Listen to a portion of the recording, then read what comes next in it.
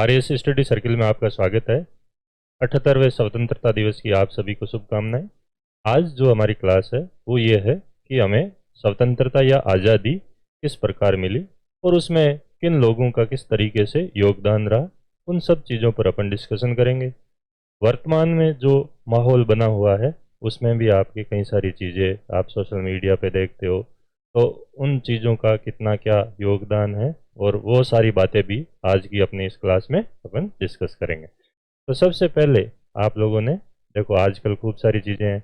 Even यहाँ तक तो लोग महात्मा गांधी जी के योगदान को भी नकार रहे हैं, राष्ट्रीय कांग्रेस के योगदान को तो खैर नकार ही रहे हैं।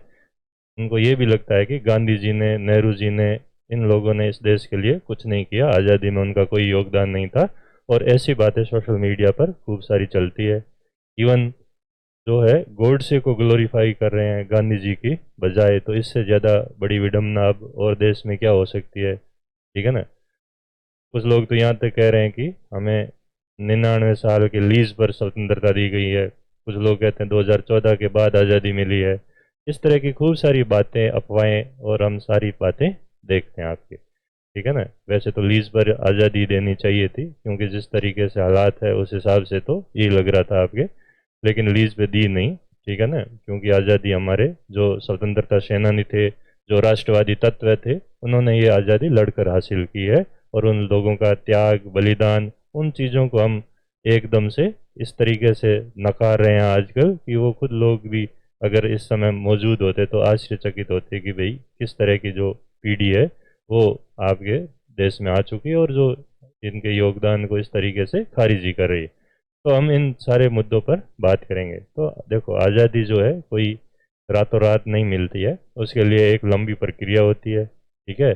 पहले तो हम बात करते हैं कि आज़ादी या स्वतंत्रता शब्द जो है राजनीतिक रूप से हमारे देश में आधुनिक भारत में आया, तो उसके पीछे कारण क्या है। तो कारण में आप देखोगे कि हमारे ऊपर ब्रिटिश जो थे उन्होंने 1757-82 के बाद से ही युद्ध, संधियाँ, धमकियाँ, इनके जरिए जो है हमारे राज्यों को ख़त्म किया उन्होंने, और हम लोगों को बलपूर्वक जो है अपना गुलाम बनाया। 190 साल तक ये गुलामी रही। जब आप इतने साल तक किसी के गुलाम रहते हो तो फिर उसके खिलाफ प्रतिक्रियाएं पैदा होना एक लाजमी बात है। तो ये एक स्वाभाविक प्रक्रिया थी आपके राष्ट्रवाद जो इस देश में पैदा हुआ, और उसका जो मूल कारण था वो था आपके साम्राज्यवाद की प्रतिक्रिया। साम्राज्यवादी शक्तियों ने भी कुछ ऐसे कार्य किए जिन्होंने देश के राजनीतिक एकीकरण में योगदान निभाया आपके। उन्होंने एक भाषा दी जिसे संपर्क भाषा का काम किया। हालांकि उनके उद्देश्य जो थे वो अपने लाभ के लिए थे, लेकिन उनके कुछ अप्रत्यक्ष फायदे भी हुए। तो उन्होंने भी जो है आपके राष्ट्रीयता की भावना को पैदा करने में, मजबूत करने में एक महत्वपूर्ण भूमिका निभाई। चाहे वो पश्चिमी शिक्षा हो, विचार हो, रेलवे हो, ठीक है, भाषा हो, ये सारी बातें भी थी, या राजनीतिक एकीकरण हो इस देश का, तो उन सब चीज़ों का भी योगदान रहा आपके। लेकिन हम देखते हैं कि हमारे जो राष्ट्रीय आंदोलन में जो शुरुआती तत्व है वहाँ से लेकर और लास्ट तक किस तरीके से प्रक्रिया चली और उन लोगों का क्या योगदान इस राष्ट्रीय आंदोलन में रहा, जिसके कारण 15 अगस्त 1947 को हमें आज़ादी मिली। तो आप लोगों ने देखा होगा कि 1857 की जो क्रांति होती है वो बड़े पैमाने पर पहला प्रतिरोध है जो साम्राज्यवाद के खिलाफ है। उससे पहले भी चाहे वो आपके सामंत हो या पुराने राजघराने हो, चाहे सैनिक हो, किसान हो, आदिवासी हो, उन लोगों ने बगावत करनी शुरू कर चुके थे। लेकिन वो सारे तत्व जो थे एक साथ इकट्ठे हुए 1857 में और एक बड़े संग्राम की तरफ जो है वो उस चीज़ को लेकर गए। लेकिन उससे पहले भी हम देखते हैं कि कुछ चीज़ें जिन्होंने देश को आज़ादी दिलाई वो प्रक्रियाएं राजा राम मोहन राय के साथ ही प्रारंभ हो चुकी थी। हमारे यहाँ इस देश में जो सबसे पहले पैदा हुआ वो आपके सांस्कृतिक राष्ट्रवाद था, उसको हम अनदेखी नहीं कर सकते। तो सबसे पहली जो बात थी वो आपके ये थी।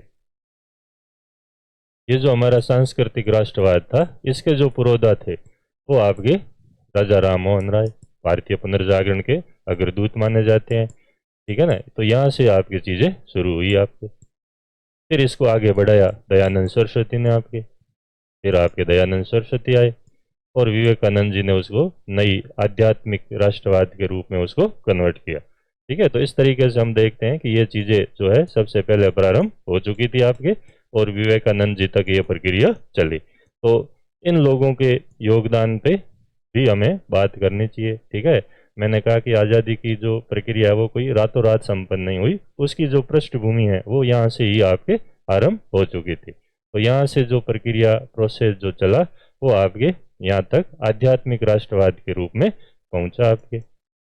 और सबसे पहले जब तक आपका आध्यात्मिक और सांस्कृतिक राष्ट्रवाद नहीं है तब तक जो है राजनीतिक राष्ट्रवाद जो है वो आपके अधूरा है, चाहे वो राजनीतिक या आर्थिक राष्ट्रवाद हो। क्योंकि अंग्रेजों ने हमें बेवकूफ़ बनाए इसी आधार पे था कि भाई हम सभ्य और तुम लोग असभ्य हो और हमें ईश्वर ने तुम पर राज करने के लिए भेजा है। तो उन्होंने जो वाइट मैन्स बर्डन थ्योरी गढ़ी उसके पीछे यही तो कारण था। तो सबसे पहले उसी को तोड़ना जरूरी था, एक नैतिक आधार को ही खत्म करना जरूरी था। तो वो प्रक्रिया जो है वो हमारे इन पुनर्जागरण के अग्रदूतों ने और बाद में जो लोग थे उन्होंने इसको आगे बढ़ाने में योगदान दिया, चाहे वो हेनरी विवियन डेरोजियो हो, चाहे ईश्वर चंद्र विद्यासागर हो, चाहे ज्योतिबा फूले हो, उन सब लोगों का बड़ा योगदान रहा है इसमें। ठीक है, और बाद में ये चीज़ें जो थी वो एक पैरेलल यानी समानांतर आंदोलन के रूप में विकसित हुई, जिसको अपन निम्न जातीय आंदोलनों के रूप में भी देखते हैं आपके। तो वो सारी प्रक्रिया आगे चली आपके, लेकिन पहली जो मुद्दा था आपके मेन वो आपके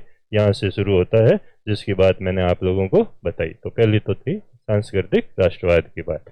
फिर इसी सांस्कृतिक राष्ट्रवाद के बाद जो पैदा हुआ वो था हमारा आर्थिक राष्ट्रवाद। और आर्थिक राष्ट्रवाद की जो प्रक्रिया है ये आपके दादा भाई नौरोजी ने इसको शुरू किया आपके एक तरीके से, और बाद में राणा डे, गोखले, रमेश चंद्र दत्त, इन लोगों ने जो है इस प्रक्रिया को आगे बढ़ाया और उन्होंने ब्रिटिश साम्राज्य के जो आर्थिक आधार थे उनकी आलोचना करनी शुरू की, चाहे वो रेलवे नीति हो, चाहे हमारे देशी उद्योग धंधों का पतन हो, चाहे धन का निष्कासन हो। ठीक है ना, उन सब चीज़ों को इन लोगों ने मुद्दा बनाया। तो सांस्कृतिक राष्ट्रवाद के बाद जो मजबूत प्रक्रिया हुई वो हमारी आर्थिक राष्ट्रवाद की प्रोसेस या प्रक्रिया थी। फिर इसके बाद जब ये चीज़ें हुई तो फिर आगे चलकर 1885 में जब राष्ट्रीय कांग्रेस की स्थापना होती है तो एक राजनीतिक राष्ट्रवाद की जो प्रक्रिया है वो आपके प्रारंभ होती है। तो फिर इसके बाद ये प्रोसेस जो है वो आपके चलता है। तो यही आयाम है हमारे राष्ट्रवाद के। ठीक है, कई बार पूछ लेते हैं आपको एग्जाम में भी कि राष्ट्रवाद के विभिन्न आयामों की चर्चा करो, तो आपको इन आयामों के ऊपर बात करनी है कि हमारे जो राष्ट्रीय आंदोलन था उसके जो आयाम थे वो थे सांस्कृतिक, आध्यात्मिक, आर्थिक और राजनीतिक। और फिर जो है गांधीवादी चरण था। गांधी जी ने इन सब चीज़ों को एक साथ मिलाया, ये उनकी सबसे बड़ी खूबी मानी जाती है। उनके राष्ट्रवाद में आर्थिक राष्ट्रवाद की झलक मिलती है, राजनीतिक राष्ट्रवाद की झलक मिलती है, आध्यात्मिक राष्ट्रवाद की झलक मिलती है, ठीक है, नैतिक राष्ट्रवाद की झलक मिलती है और सांस्कृतिक राष्ट्रवाद की झलक मिलती है। इसलिए गांधी जी महान है, इसलिए अपन उनको राष्ट्रपिता कहते हैं, ऐसे नहीं कहते हैं। ठीक है, इंस्टाग्राम फेसबुक पे उनके घटिया किस्म के मेमे आप लोग जो लोग बनाते हैं, उनके रील बनाते हैं, ठीक है, तो वो बहुत सस्ता काम है, हर कोई कर सकता है, मूर्ख व्यक्ति। लेकिन उनका जो योगदान है इस देश में वो आपके ये है कि वो मल्टी डायमेंशनल पर्सनैलिटी थी और हम इन सब चीज़ों को साथ लेकर चले और वही राष्ट्रीय प्रतिरोध बना आगे चलकर। तो ये सारी बातें आपको ध्यान रखनी है। गांधी जी ने जो है हमारे इस राष्ट्रीय आंदोलन को जन आंदोलन का रूप दिया और इस राष्ट्रवाद को एक जन राष्ट्रवाद के रूप में उन्होंने कन्वर्ट किया। आप खुद देखोगे कि 1936 में कांग्रेस की जो सदस्य संख्या थी वो आपके थी 6.36 लाख, जो राष्ट्रीय कांग्रेस थी इसकी जो सदस्य संख्या थी वो आपके इतनी थी। और 37 में आपके मतलब इतना काम इस पे चीज़ों पे हुआ कि आगे चलकर जो है 37 तक आते आते जो है वो आपके 30 लाख तक पहुंच गई। और 1942 के भारत छोड़ो आंदोलन में जो है ये आपके 40 लाख से भी ज़्यादा थी।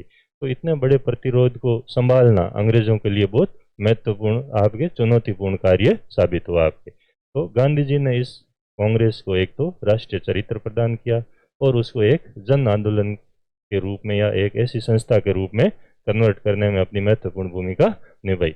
और ये प्रतिरोध की बात जो है उन्होंने चंपारण से शुरू की और अलग अलग चरणों में अपन देखते हैं, खेड़ा हो, अहमदाबाद हो, चाहे असहयोग आंदोलन हो, चाहे बाद में स्वराज्यों को समर्थन देने की बात हो, रचनात्मक कार्यक्रम हो, चाहे गोलमेज सम्मेलन हो, सविनय अवज्ञा हो, व्यक्तिगत सत्याग्रह हो या भारत छोड़ो आंदोलन हो। तो इस तरीके से उसका जो विकास है वो आपके आगे से आगे होता गया और एक समय ऐसी परिस्थितियां पैदा हो गई इस प्रतिरोध की कि सेना और प्रशासन के लोग भी इसमें शामिल होने शुरू हो चुके थे, और इसी वजह से अंग्रेजों को भारत छोड़ना पड़ा आपके, क्योंकि उनका भारत में रहना मुश्किल हो चुका था, क्योंकि अब सेना और प्रशासन भी विद्रोह पे उतर हो गया, और क्योंकि उन लोगों को भी एक इस लंबे जो राष्ट्रवाद हमारा जो चल रही थी प्रोसेस, तो उन लोगों का इससे जुड़ा हुआ धीरे धीरे उनका जो विश्वास था ब्रिटिश साम्राज्य में वो कमजोर होना शुरू हुआ, और उन्हीं लोगों ने फिर इन राष्ट्रीय नेताओं का साथ देना शुरू किया, क्योंकि भारत में अंग्रेजों ने जो भी सत्ता स्थापित की उसका जो मूल कारण था वो थी हमारी सेना थी, हमारे ही तो लोग थे, प्रशासन में भी अपने ही लोग थे, उन्होंने ही तो उनको मजबूत किया, क्योंकि अंग्रेज तो मुट्ठी भर थे, लेकिन उन लोगों ने जो है उनके शासन को यहाँ पर मजबूती देने में महत्वपूर्ण भूमिका निभाई। वो इस ब्रिटिश साम्राज्य के पिलर या चौखट्टे थे, और उनको कमजोर करने में इस राष्ट्रीय आंदोलन की महत्वपूर्ण भूमिका आपके रहती है। तो वो अपन ने बात यहाँ पे देखी। तो जो माइकल ब्रेचर थे उन्होंने भी बाद में यही टिप्पणी की कि भारत को स्वतंत्रता की प्राप्ति ब्रिटिश राज और कांग्रेस दोनों की देन है, ये आपके उन्होंने माना है। ठीक है, तो माइकल ब्रेचर ने जो है इस तरीके से अपना स्टेटमेंट दिया आपके कि भैया ये दोनों की देन है। ठीक है, ब्रिटिश शासन की देन है क्योंकि ब्रिटिश शासन अब इस स्थिति में था नहीं। ठीक है, और कांग्रेस या जो गांधी जी या राष्ट्रवादी लोग थे उनकी महत्वपूर्ण भूमिका रही है आपके। तो एक तो चीज ये है कि राष्ट्रीय कांग्रेस और गांधी जी की क्या भूमिका रही, उन्होंने इस राष्ट्रीय आंदोलन को किस तरीके से एक बड़े दायरे में लेकर गए, जिसके कारण ये एक प्रतिरोध जन प्रतिरोध के रूप में कन्वर्ट हुआ, और उस प्रतिरोध को दबाना ब्रिटिश साम्राज्य के लिए बहुत मुश्किल हो चुका था। ठीक है, पहली चीज। दूसरा जो कारण रहा आपके हमारी आज़ादी के पीछे वो थे आपके समानांतर आंदोलन, ये साथ में और चले। ठीक है, और इन समानांतर आंदोलनों में भी जो है उसी चीज को, उसी जन विद्रोह को जो है आपके जन प्रतिरोध को मजबूत करने में महत्वपूर्ण भूमिका निभाई। और यह समानांतर आंदोलन चाहे गांधीवादी चरण है उस समय भी आपके मौजूद रहते हैं। कौन से थे तो अपन इसमें देखते हैं। एक तो आपके क्रांतिकारी हमारे भगत सिंह वगैरह ये लोग जो थे आपके। ठीक है, और ये प्रोसेस जो है 1896 से शुरू हुआ आपके, और लगभग जो है हम देख सकते हैं कि 1934 तक तो चलता ही है, और बाद में आज़ाद हिंद फौज के रूप में आगे जारी रहता है। तो एक तो ये क्रांतिकारी चरण था। ठीक है, एक तरफ तो गांधी जी का जो अहिंसात्मक प्रतिरोध था, और दूसरी तरफ ये क्रांतिकारी चरण था। तो ब्रिटिश साम्राज्य के लिए इन दोनों चीज़ों को एक साथ टैकल करना काफ़ी मुश्किल रहा आपके। फिर विचारधारात्मक चीज़ें और साथ में चलती रही। ठीक है, समानांतर आंदोलनों के रूप में वो आपके थी समाजवादी पार्टी। ठीक है, कांग्रेस के तहत ही अपन देखते हैं कि समाजवादी पार्टी की स्थापना हुई, और फिर आपके साम्यवादी विचारधारा कम्युनिस्ट, इनका भी जो डर है वो बराबर बरकरार रहा, और ये आंदोलन भी पैरेलल आपके चला। हाँ, 42 में कुछ चीज़ें चेंज हुई वो अपन देखते हैं, लेकिन उससे पहले तक तो ये ब्रिटिश साम्राज्य के बिल्कुल खिलाफ ही रहे आपके। सामाजिक धार्मिक सुधारकों की जो चीज़ें मैंने बताई थी वो आगे चल के आपके निम्न जाति आंदोलन, मंदिर प्रवेश और इनमें कन्वर्ट हुई, और आखिर में जो है ये चीज़ें भी राष्ट्रीय एकता, सामाजिक एकता का आपके कारण बनी आपके। इसने भी सामाजिक एकता में महत्वपूर्ण भूमिका निभाई। फिर आपके जो किसान और आदिवासी विद्रोह है वो भी आपके साथ में चलते रहे, चाहे अपने राजस्थान के हो, चाहे यूपी के हो, अवध वाले हो, चाहे मोपला हो। ठीक है, और इन आंदोलनों ने भी जो है ब्रिटिश साम्राज्य को काफ़ी हद तक उसकी जो इमेज थी उसको डैमेज करने में महत्वपूर्ण भूमिका निभाई। तो ये सारे जो कारण हैं आपके, वो सब चीज़ें मिली जुली ऐसी खतरनाक मोड़ पे पहुंच गई थी कि अंग्रेजों को समझ में भी नहीं आया कि इन सब चीज़ों को कैसे टैकल किया जाए एक साथ। और फिर उनकी जो खुद की स्थिति थी वो आपके कमज़ोर होती जा रही थी। कैसे, तो मैंने आप लोगों को बताया था कि सेना और प्रशासन में भी जो है विद्रोह की भावना आपके 1942 के बाद विशेष तौर पर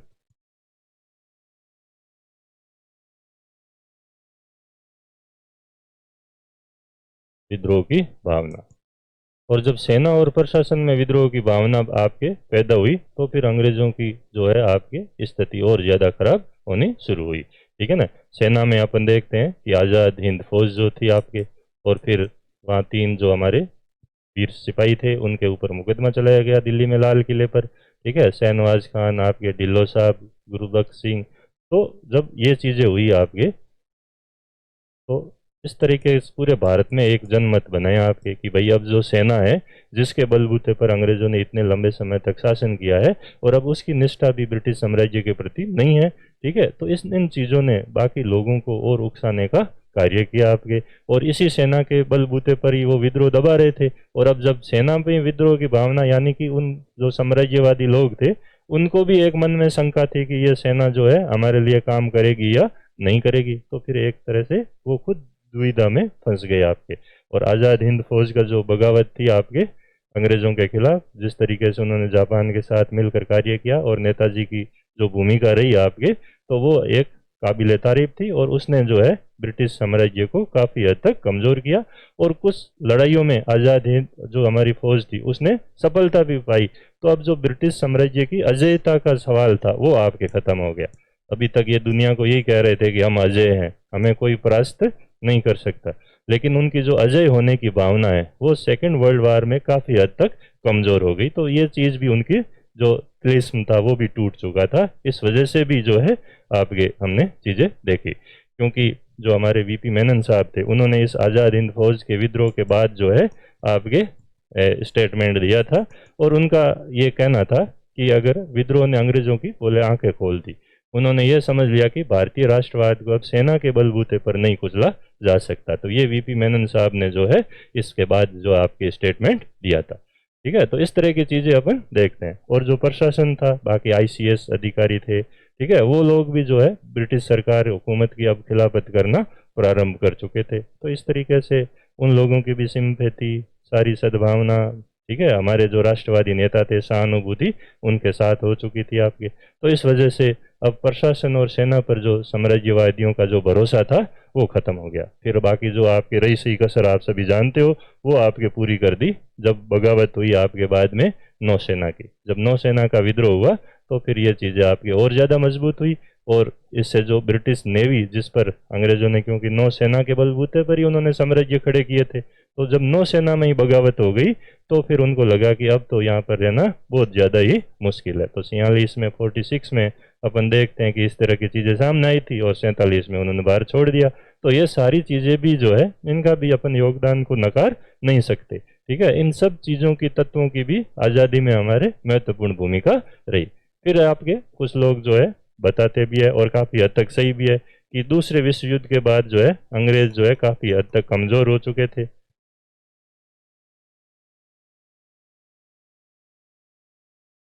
सेकेंड वर्ल्ड वार के बाद स्थिति जो थी, हालांकि वो महाशक्ति अभी भी थी, ठीक है ना, लेकिन अब उनकी हालत खराब होगी। डॉक्टर राजेंद्र प्रसाद ने भी कहा था कि ब्रिटिश सरकार अभी भी महाशक्ति के रूप में है, ठीक है ना, लेकिन उनको इतनी जनशक्ति और साधनों की हानि हुई है कि अब वो जो है पूरी तरीके से शक्तिशाली नहीं रह पाई है। और वेवेल को कांग्रेस के साथ समझौता करने के लिए ही भेजा गया, इसलिए बोले वेवेल भारत आए हैं। ये हमारे जो प्रथम राष्ट्रपति थे उनका जो है स्टेटमेंट है।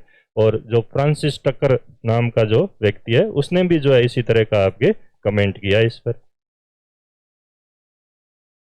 उन्होंने कहा है कि क्या क्या स्थिति हुई कि इंग्लैंड दुर्बल हो गया था और भारतीय शासन जो है अब बहुत खर्चीला हो गया। अब जो है अंग्रेज एक तरह से तो कमजोर हो गए और भारत पर शासन करना बहुत ज़्यादा खर्चीला हो चुका है। खर्चीला कैसे? क्योंकि अब इतने बड़े भूभाग पर कंट्रोल करना, इतने विद्रोह हो रहे हैं, बगावतें हो रही है, सांप्रदायिक तनाव की स्थिति पैदा हो रही है, तो अब इन चीज़ों को मैनेज करना उनके लिए बहुत ज़्यादा मुश्किल हो चुका था, ठीक है ना। तो अब उनके पास ना तो इतने रिसोर्सेज थे कि वो रिसोर्सेज यहाँ लगाए। अब उनका जो सरप्लस था, यानी कि जो धन वो बाहर से लेके गए थे, अब वो धन तो खर्च हो रहा है, ठीक है। और अंग्रेज ऐसा बिल्कुल नहीं चाहते थे कि अपना पैसा साम्राज्य को बचाने के लिए या ऐसे साम्राज्य को बचाने के लिए खर्च करे जहाँ से अब कोई इनकमिंग है ही नहीं, यानी कोई इनकम ही नहीं हो रही है, तो फिर वो उस पर पैसा खर्च नहीं कर सकते, क्योंकि वो तो एक तरीके से व्यापारी थे और वो भारत इसलिए आए थे कि भारत को लूट सके, यहाँ से सारा धन वहाँ ले जा सके।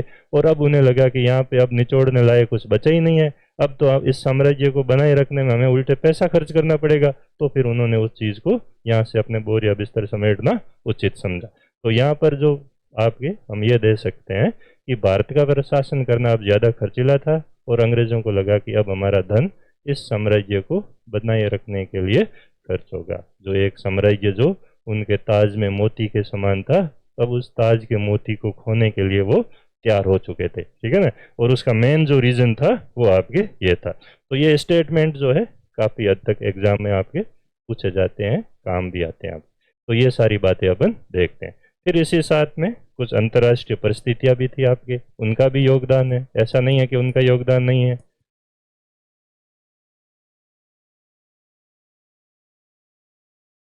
तो अंतर्राष्ट्रीय परिस्थितियां, इनका भी महत्वपूर्ण योगदान हम देखते हैं आज़ादी में। कैसे अंतर्राष्ट्रीय परिस्थितियां, ठीक है ना।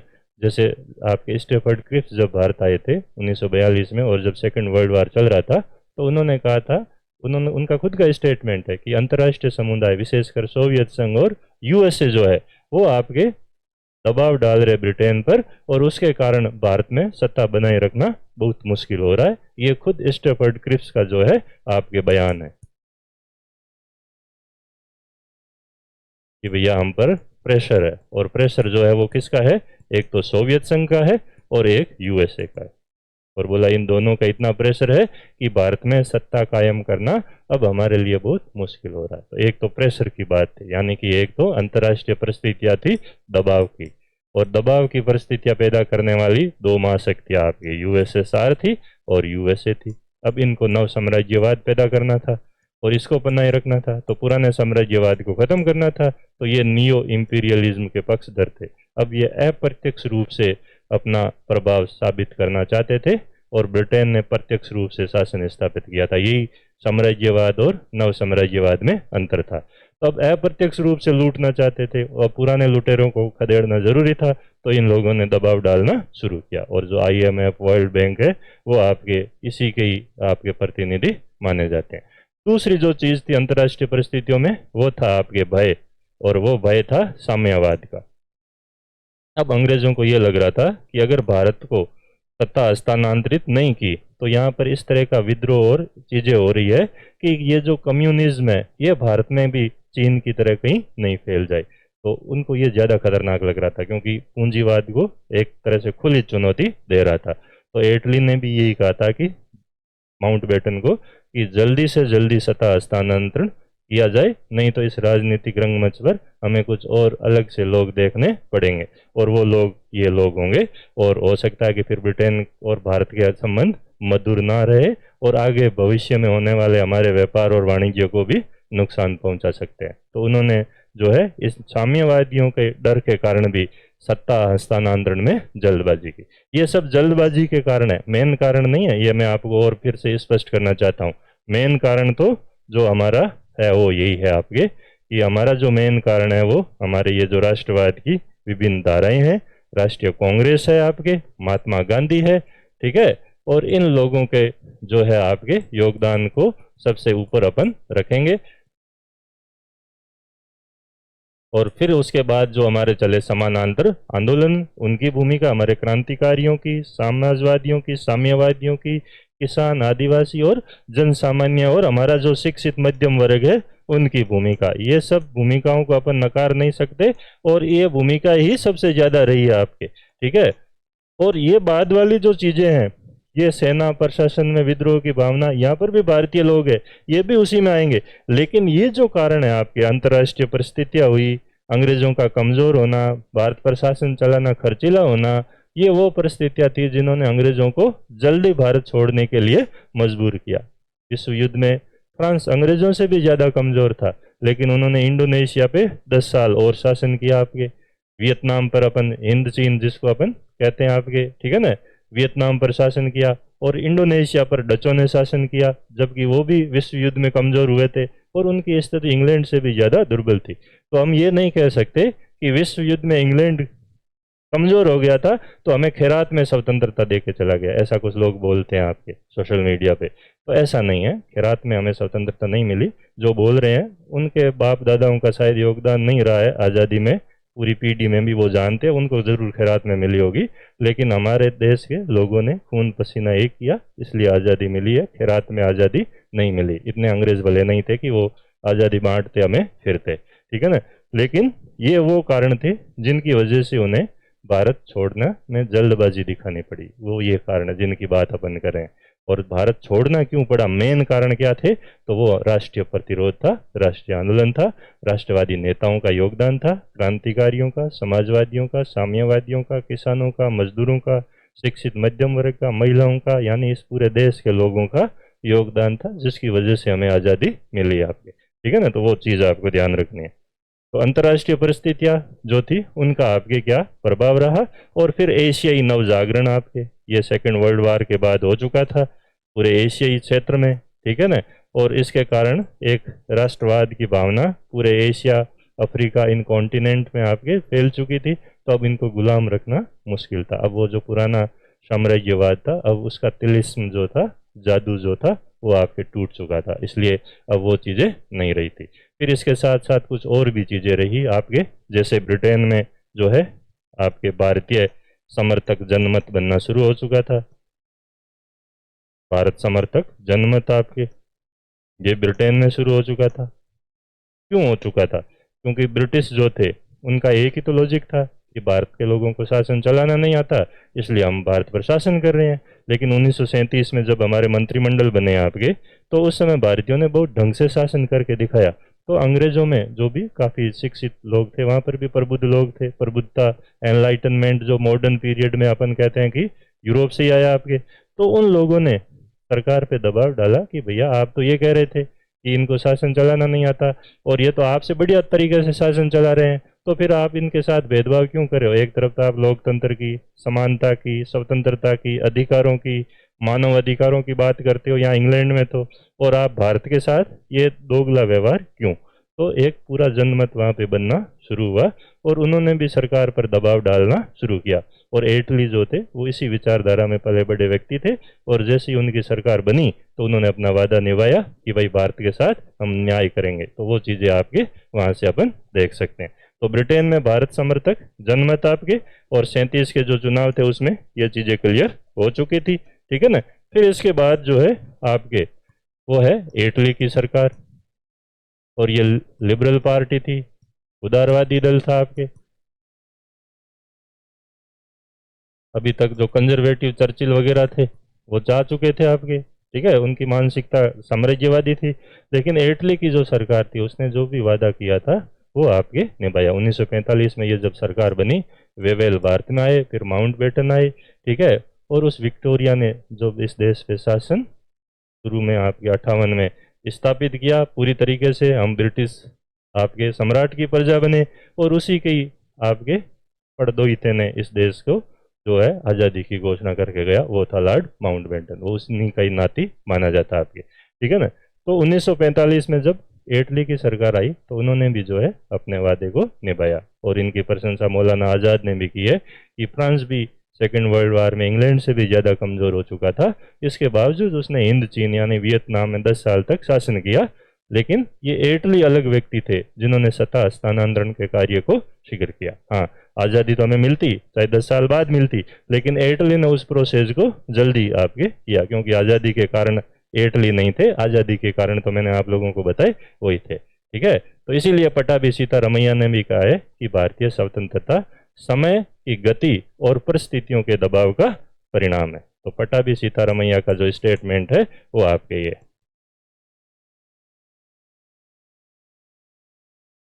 तो इनका स्टेटमेंट है कि भारतीय स्वतंत्रता समय की गति और परिस्थितियों के दबाव का परिणाम, यानी समय की गति और परिस्थितियों का दबाव। परिस्थितियां ये थी और समय की गति आपके थी, जब राष्ट्रवाद पैदा हुआ वहाँ से लेके आगे फिर वो उसका दायरा व्यापक होता जाता है, और एक समय ऐसी स्थिति पैदा होती है कि फिर उसको कंट्रोल करना मुश्किल हो जाता है। तो वही चीज़ें आपकी ये है। डॉक्टर राजेंद्र प्रसाद जी ने भी कहा कि ये हमारे त्याग और बलिदान का परिणाम है, विश्व की शक्तियों व घटनाओं का परिणाम है, और ब्रिटेन के जो प्रजातांत्रिक आदर्श है उनका परिणाम है। इस वजह से हमें आज़ादी मिली आपके। तो ये सारी ऐसी परिस्थितियाँ थी जिनकी वजह से हम आज़ाद हुए। तो अगर अपन इसको कंक्लूड करें तो आपको ये बताना चाहूँगा कि हमारे जो राष्ट्रवादी नेता थे, राष्ट्रीय कांग्रेस, और जो जन विद्रोह पहले से शुरू हो चुके थे, 1857 की क्रांति, उससे पहले भी जो प्रतिरोध थे, उन सब प्रतिरोधों का परिणाम ही था कि हम आज़ाद हुए आपके। उन चीज़ों ने धीरे धीरे इतना विकट रूप धारण कर लिया कि ब्रिटिश सरकार को उन पर कंट्रोल नहीं हो सका आपके। दूसरा, इस समय सांप्रदायिक तनाव की स्थिति भी थी और अंग्रेज जल्दबाजी में थे कि कैसे भी करके यहाँ से निकले ताकि हमारे ऊपर और लांछन ना लगे, ठीक है ना। तो ये सारी बातें थी, लेकिन हमारे जो राष्ट्रवादी तत्व थे उनके योगदान सबसे पहले नंबर पे है। जो समानांतर आंदोलन चले, जो मुख्य आपकी धारा का राष्ट्रवादी आंदोलन चला, सबसे बड़ा योगदान तो उन्हीं लोगों का ही माना जाता है, चाहे वो क्रांतिकारी है, समाजवादी है, साम्यवादी है, किसान है, आदिवासी है, गांधी जी है, राष्ट्रीय कांग्रेस है, और हमारे जो राष्ट्रीय नेता जो भी जिन लोगों ने आहुति दी इस स्वतंत्रता संग्राम में, उन सब के योगदान को अपन नकार नहीं सकते। 70 से 80% तक तो योगदान इन लोगों का ही है। बाकी जो 20% में सारी चीज़ें आ जाती है, जो अंतर्राष्ट्रीय घटनाएं वगैरह, घटनाक्रम और ये सारी चीज़ें, ब्रिटेन की जो परिस्थितियाँ, दबाव, भय, इटली की सरकार, ये सारी है। बाकी जो चीज़ें हमारी शुरू हुई आपके 1857 से पहले से लेकर जो चीज़ें शुरू हो चुकी थी राजा राम मोहन राय के समय, और जो विद्रोह जो हो रहे थे छोटे मोटे उनसे, वो प्रोसेस जो है नेताजी ने आगे रखा। भारत छोड़ो आंदोलन के समय आज़ाद हिंद फौज, और फिर हमारे जो सिपाही आपके नौसेना में जब बगावत हुई तो वहाँ पे लड़े, ये सब चीज़ें जो थी हमें आज़ादी की तरफ लेकर गई है। तो ये किसी, हम यूं भी नहीं कह सकते किसी एक व्यक्ति का ही पूरा योगदान है, ठीक है ना, और अपन किसी के योगदान को नकार भी नहीं सकते। सब लोगों ने इस जो हमारे राष्ट्रीय आंदोलन में अपनी आहुतियाँ दी, जिसकी वजह से अपन आज 78 जो हमारा स्वतंत्रता दिवस है उसको अपन सेलिब्रेट कर पा रहे हैं। और उस समय जो हमारे पहले राष्ट्रपति महोदय थे डॉक्टर राजेंद्र प्रसाद, पहले वो संविधान सभा में थे 15 अगस्त 1947 को, तो उन्होंने इसी से जुड़ा हुआ एक स्टेटमेंट दिया था, वो आप लोगों को मैं बताना चाहता हूँ कि उनकी क्या उस समय स्टेटमेंट था। उनका स्टेटमेंट था कि आइए इस देश में ऐसी परिस्थितियां उत्पन्न करने का संकल्प करें जब प्रत्येक व्यक्ति स्वतंत्र होगा और उसे अपनी प्रतिभा के पूरे विकास के तथा पूरे सामर्थ्य तक ऊंचा उठाने के साधन जो है वो आपके उपलब्ध होंगे। जब गरीबी और गंदगी, अज्ञान और बीमारी दूर हो गई होंगी, जब ऊंच और नीच के बीच, गरीब और अमीर के बीच भेद मिट गया होगा, जब न केवल धर्म के विश्वास, प्रतिपादन और व्यवहार की पूरी स्वतंत्रता होगी, बल्कि धर्म ऐसी संयोजक शक्ति बन जाएगा जो अशांति और विच्छेद, विभाजन और अलगाव पैदा करने के बजाय मनुष्य को मनुष्य के साथ जोड़ेगा।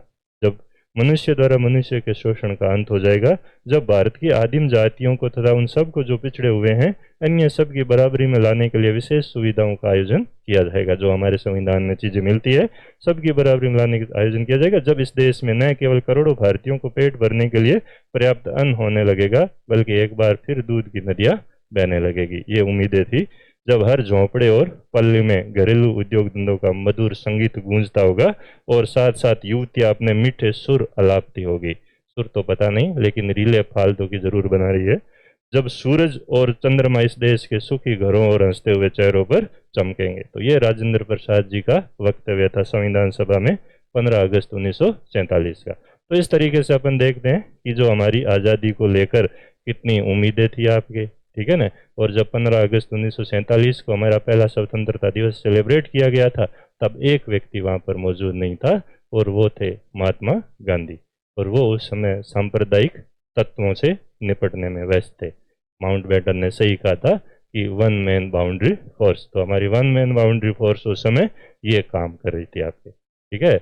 और उन पर भी आज हम गोडसे को महिमा मंडित करके गांधी जी के कद को छोटा करने की कोशिश कर रहे हैं, ठीक है ना।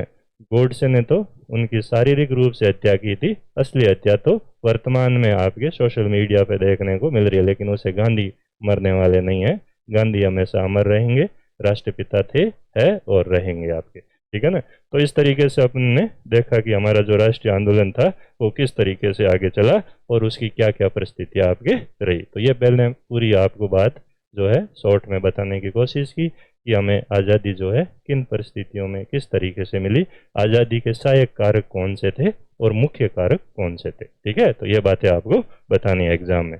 ये हमारा जो ध्रुव बैच है 15 अगस्त से शुरू हो रहा है, और शक्ति बैच जो है प्रीलिम्स का है ये भी आपके शुरू हुआ है।